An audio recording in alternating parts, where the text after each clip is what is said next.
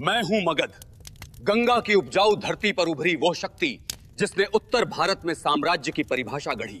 मैं बिंबिसार हूं, 16 वर्ष की आयु में सिंहासन संभाला। मेरी राजधानी राजगृह थी, 5 पहाड़ियों से घिरा प्राकृतिक किला। मुझे श्रेणिक और सोनिया भी कहा गया। मैंने राजस्व व्यवस्था संगठित की, स्थानीय अधिकारियों की नियुक्ति की और मगध को एक संगठित राज्य बनाया। मैंने लिच्छवी राजा चेतक की पुत्री चेलना से विवाह किया, कौशल की महाकोसला देवी से भी संबंध जोड़ा। अंग पर विजय मेरा निर्णायक अभियान था। चंपा पर अधिकार कर मैंने पूर्वी व्यापार मार्ग मगध के अधीन कर दिए। अवंती के राजा चंद्रप्रद्योत बीमार पड़े, मैंने अपना राजवैद्य जीवक उज्जैन भेजा, क्योंकि युद्ध से अधिक प्रभाव विश्वास से मिलता है। मैंने गौतम बुद्ध को वेणुवन दान दिया, धर्म को संरक्षण दिया, पर शासन की शक्ति हमेशा अपने हाथ में रखी। मैं अजात शत्रु, मुझे कुणिक भी कहा गया। सत्ता के लिए मैंने अपने पिता को कैद कर राज सिंहासन प्राप्त किया। मैंने अपने मामा प्रसेनजीत को हराकर काशी पर अधिकार किया। इससे राजस्व और व्यापार दोनों में वृद्धि हुई। लिच्छवियों के संघ को हराना आसान नहीं था। मेरे मंत्री वस्त्रकार ने भीतर से उन्हें कमजोर किया और मगध विजयी हुआ। मैंने रथमुशल और महाशिलाकांतक जैसी नई युद्ध मशीनें बनवाई। मगध केवल शक्तिशाली नहीं, नवाचारी भी था। मेरे समय राजगृह में प्रथम बौद्ध संगीति हुई। उपदेशों को संकलित कर बौद्ध धर्म को संरक्षित किया गया। मैंने गंगा और सोन के संगम पर पाटलीग्राम बसाया। यह स्थान आगे चलकर पाटलिपुत्र बना। मैं उदायन हूं, मैंने भी अपने पिता अजात शत्रु को मारकर सत्ता प्राप्त की, इसीलिए हमारा वंश पितृहंता कहलाया। मैंने पाटलिपुत्र को स्थायी राजधानी बनाया। नदियों के संगम पर स्थित यह नगर व्यापार और रक्षा दोनों के लिए श्रेष्ठ था। नदी ही शक्ति थी। पाटलिपुत्र से गंगा के हर मार्ग मेरे नियंत्रण में थे। व्यापारी, सैनिक और परिवहन सब यहीं से गुजरते थे। मैंने राजस्व व्यवस्था को संगठित किया, कृषि भूमि का आकलन हुआ और कर नियमित बनाए गए। मगध अब अनुशासित राज्य था। मैं हूं शिशुनाग। उदयन के बाद राजनीतिक अस्थिरता बढ़ी। मैंने हर्यंक वंश के अंतिम राजा नागदशक को हराकर शिशुनाग वंश की नींव रखी। अवंती लंबे समय से मगध की चुनौती था। मैंने उसे पराजित कर उत्तर और मध्य भारत का संतुलन अपने पक्ष में किया। मैंने राजधानी वैशाली स्थानांतरित की। ये नगर गण परंपरा का केंद्र था। राजतंत्र और गणतंत्र दोनों को समझना आवश्यक था। मैं कालाशोक हूँ, मुझे काकवर्ण भी कहा गया। मैंने स्थिर शासन बनाए रखा और मगध की प्रतिष्ठा पूर्ववत रखी।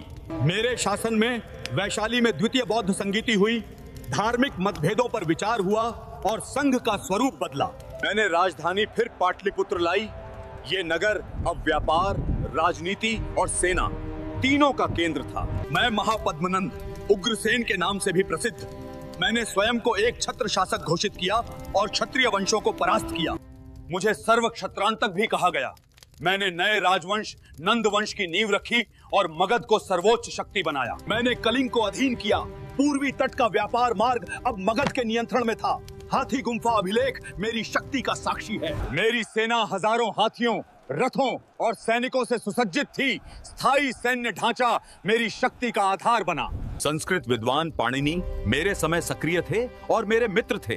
विद्या और शक्ति जान दोनों मेरे शासन में साथ चले। मगध की शक्ति में किसानों का भी बहुत बड़ा योगदान था। उपजाऊ गंगा मैदान में धान और जौ की भरपूर खेती होती थी। नदी मार्गों से अनाज, वस्त्र और धातु दूर राज्यों तक भेजे जाते थे। मगध व्यापारिक केंद्र बन चुका था। भूमि और व्यापार पर कर लगाए जाते थे। राजकोष भरता गया, पर कर की कठोरता जन असंतोष का कारण बनी। मैं धनानंद, जिसे अग्रमीज कहा गया। मेरे पास अपार धन था, पर लोकप्रियता नहीं, और वो मुझे चाहिए भी नहीं थी। मैं जैन मत से प्रभावित था, पर मेरे शासन की नीतियां धर्म से अधिक राजकोष पर आधारित थी। इसलिए इतिहास मुझे क्रूर शासक कहता है। जब सिकंदर उत्तर पश्चिम में पहुंचा, उसने मगध की सेना के आकार के बारे में सुना। मेरे हाथियों की संख्या ने उसकी सेना को आगे बढ़ने से रोका। कहा जाता है कि मेरे दरबार में एक ब्राह्मण का अपमान हुआ। वो चाणक्य था और उसने प्रतिशोध की प्रतिज्ञा ली। चाणक्य ने नई शक्ति तैयार की। मेरी कठोर नीतियों ने मेरे विरुद्ध वातावरण बना दिया था और अब मैं हारने वाला था। जब जनता का विश्वास टूटता है तो कितना भी बड़ा साम्राज्य हो, टिकता नहीं है। मगध की भूमि नए युग की प्रतीक्षा कर रही थी। मैं चाणक्य हूँ। धनानंद ने मेरा अपमान किया। उस समय मैंने अपमान सहा, लेकिन मैंने मौन नहीं बैठा। मैंने नंद वंश के पतन की प्रतिज्ञा ली। मैंने एक बालक को खोजा उसकी आंखों में शासन की आग थी और मेरे पास रणनीति। हमने सीधे युद्ध नहीं किया, पहले जन समर्थन जुटाया, फिर सीमाओं को कमजोर किया था। रणनीति ने शक्ति को जन्म दिया। मेरी सेना विशाल थी पर जन समर्थन नहीं। जब आंतरिक शक्ति टूटती है तो बाहरी आक्रमण सफल हो जाता है। मैं चंद्रगुप्त हूं। मैंने मगध को अपने अधीन किया और नंदों के स्थान पर मौर्य साम्राज्य की नींव रखी। जब सिकंदर उत्तर पश्चिम से वापस लौटा, उसके सेनापति पीछे रह गए। तब मैंने उत्तर पश्चिम की शून्यता को अवसर में बदला। सेल्यूकस निकेटर से मेरा युद्ध हुआ, पर अंततः संधि हुई। मैंने उसे 500 हाथी उपहार में दिए और उसकी बेटी हेलेना से विवाह किया। मेरे गुरु चाणक्य के अर्थशास्त्र ने प्रशासन को दिशा दी। गुप्तचर तंत्र, कर व्यवस्था और संगठित सेना साम्राज्य की रीढ़ बने। मगध अब केवल राज्य नहीं रहा, यह भारतीय उपमहाद्वीप की सबसे बड़ी शक्ति बन चुका था। हर्यंक से नंद और नंद से मौर्य, मगध की भूमि ने भारत की सत्ता की परिभाषा बदल दी और एक नए युग की नींव रखी गई।